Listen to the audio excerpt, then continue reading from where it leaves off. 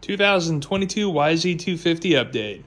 So this is my I did buy it off the showroom floor, 22 YZ250, not the X.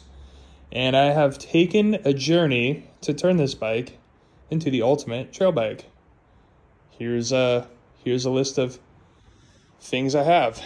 Waited a long time for IMS to finally develop their new 0.1 gallon tank for this bike. Took them about a year. Grabbed it. It was awesome.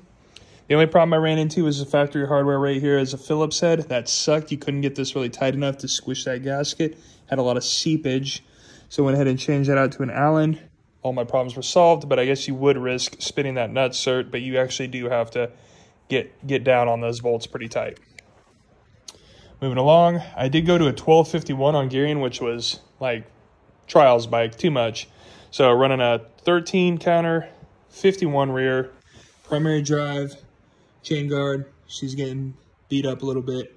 Polysport swing arm guards, Fastway, skid, or a kickstand. Another thing, on these you want to add a little piece of styrofoam. They do. Contact that, creates a rattle, annoying. Just a little piece of styrofoam, double-sided tape. She's good.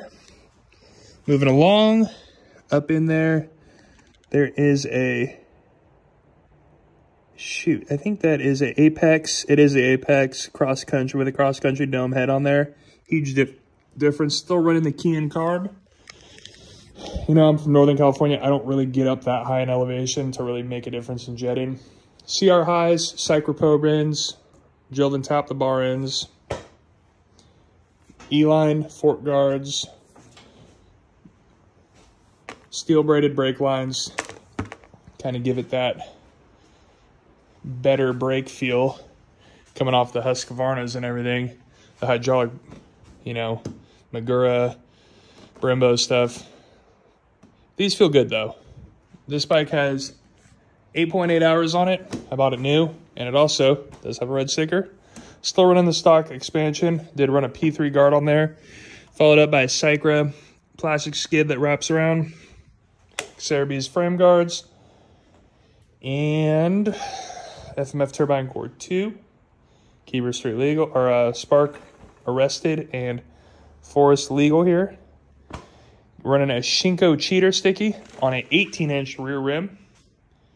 And that is pretty much how I took a track bike and made it into a trail just weapon. This bike, I'm not sure what the wet weight on this bike is, but it feels like a BMX bike. And minus the no e-start, this is like my 5th YZ I've owned. They're just fantastic bikes.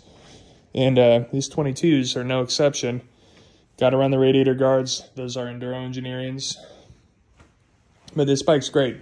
Only thing I'm waiting on is Seat Concepts to come out with a new comfort seat. And this thing will be ready to go. I've owned it since new. And she's dialed. I mean, so dialed in for what we do out here.